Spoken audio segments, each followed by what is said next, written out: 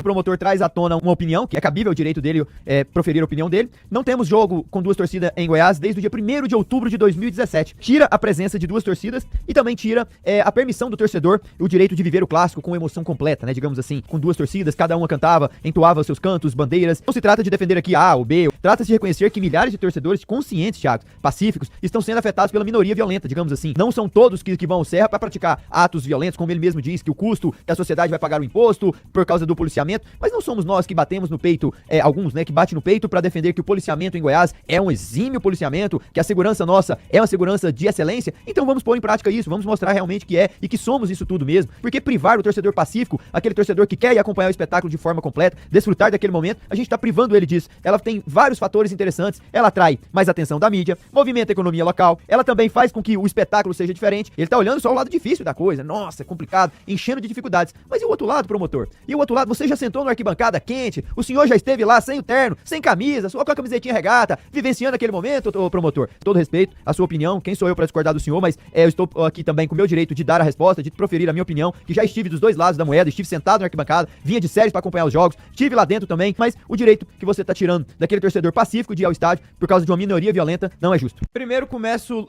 remetendo ao que o Vila construiu e conseguiu no ano de 2023, ao viragem do turno, empatando com o ABC em casa, 1-1. Ele alcança 35 pontos naquela altura.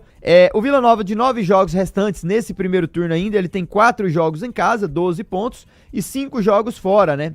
Então, olha, Thiago, é complicado porque nós estamos falando aqui de um time que tem um retrospecto em 2024 de 3 vitórias fora de casa, em 2023 de 6 vitórias fora de casa.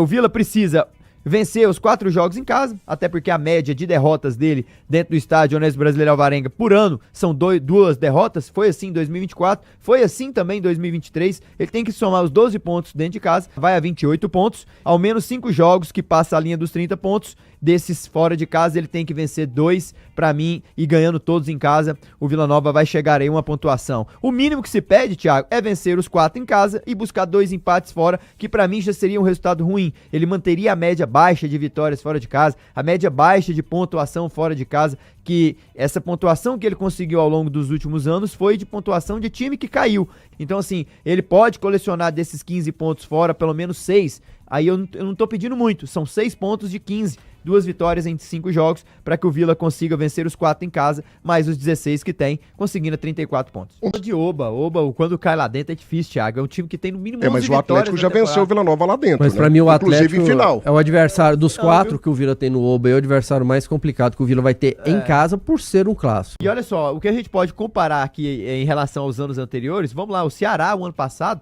ele ficou apenas 4 vezes no G4, e ele vira o turno, Tim, com 29 pontos, na 8ª colocação. É um feito difícil também, assim como foi o do Atlético em 2023, que virou com 27. Aquele do Atlético, pra mim, foi um dos mais complicados, né? O Atlético teve 11 vitórias, 4 empates e 4 derrotas. O Atlético teve 11 vitórias, 4 empates e 4 derrotas. E uma dessas derrotas, senhor Thiago Menezes, foi pro Vila Nova, lá dentro do Oba, por 2-1, gol do Donato. Passe do Doma, gol do Donato de cabeça. E o Atlético tava brigando pelo acesso, inclusive. Então, caiu lá dentro, meu amigo, cuidado. Cuidado mesmo, porque o Vila é muito forte. Já o Ceará... Quanto que ficou na final do Campeonato Goiano ano passado aí, o duelo dos dois?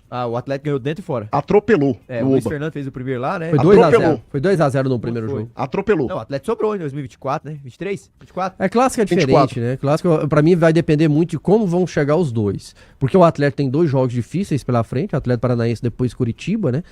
E o Vila tem esse jogo fora de casa, que é um jogo complicado, jogar lá em Criciúma nunca foi fácil, então vai depender muito de como que chegarão os dois pra esse clássico ali, mas normalmente clássico não tem essa questão de favoritismo, não. O equilíbrio sempre prevalece. Pra mim o Vila é favorito. Quando cai dentro do Oba, pra mim, claro, tem que respeitar os adversários, mas pra mim ele é favorito. Não vamos longe também, não. Pra mim o Vila Nova tem que fazer no mínimo 30 pontos. Por que essa margem de 30? Fez 35 e 23 e não subiu. Calma. O Ceará fez 28, conseguiu acesso. O Atlético em 23 fez 27 e conseguiu o retorno. O Juventude, em 2 anos atrás, ele conseguiu fechar com 30 pontos também e conseguiu acesso. Então eu penso que o mínimo que o Vila tem que aceitar é 30 pontos. Que são 4 vitórias dentro de casa, 2 empates fora, e pode até descartar, perder os outros jogos, que é o que ele faz quando joga fora de casa. Mas 30 pontos é o que eu penso que tem que ser o mínimo para que ele consiga estar na briga pro retorno, fazer um retorno bem feito.